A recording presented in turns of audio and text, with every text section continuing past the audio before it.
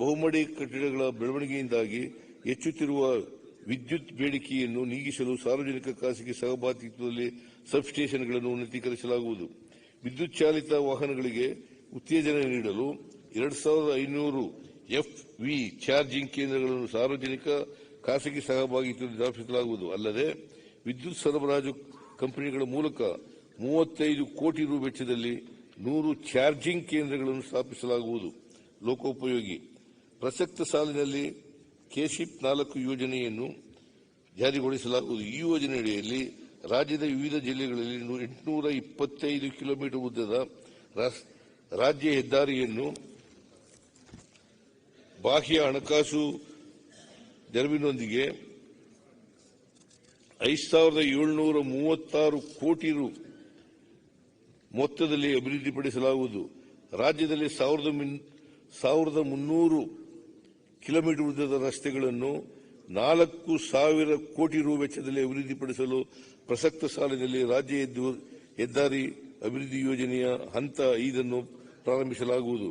ಬೆಳಗಾವಿ ನಗರ ಪರಿಮಿತಿಯಲ್ಲಿ ವಾಹನ ದಟ್ಟಣೆ ಮತ್ತು ಸಂಚಾರ ದಟ್ಟಣೆ ನಿವಾರಿಸಲು 450 ಕೋಟಿ ರು ವೆಚ್ಚದಲ್ಲಿ 4.50 ಕಿಲೋಮೀಟರ್ ಉದ್ದದ ಮೇಲ್ಸೇತುವೆ ಎಲಿವೇಟೆಡ್ ಕಾರಿಡಾರ್ ನಿರ್ಮಾಣ ಕಾಮಗಾರಿಯನ್ನು ಕೇಂದ್ರ ಸರ್ಕಾರದ ಸಹಯೋಗದೊಂದಿಗೆ ಕೈಗೊಳ್ಳಲಾಗುವುದು.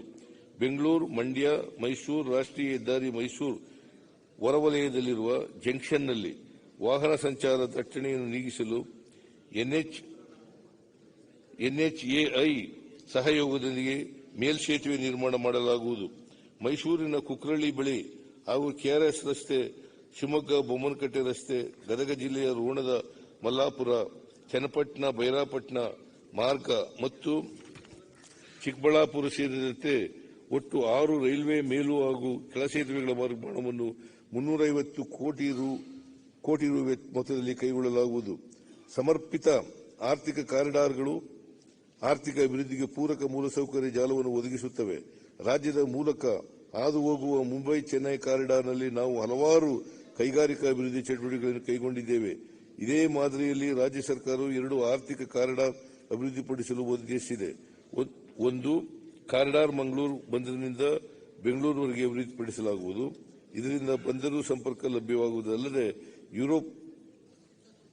ಯುರೋಪ್ ಮತ್ತು ಮಧ್ಯಪ್ರಾಚ್ಯ ರಾಷ್ಟ್ರಗಳಿಗೆ ಸರಕು ಸಾಗಾಣಿಕೆ ಅವಧಿ ಗಣನೀಯವಾಗಿ ಕಡಿಮೆಯಾಗಲಿದೆ. ಇನ್ನೊಂದು ಕಾರಿಡಾರ್ ಅನ್ನು ಬೀದರ್ ಹಾಗೂ ಬೆಂಗಳೂರು ನಡುವೆ ಅಭಿವೃದ್ಧಿಪಡಿಸುವ ಮೂಲಕ ಕಲ್ಯಾಣ ಕರ್ನಾಟಕ ಪ್ರದೇಶದ ಆರ್ಥಿಕ ಅಭಿವೃದ್ಧಿಯನ್ನು ಚುರುಕುಗೊಳಿಸಲಾಗುವುದು.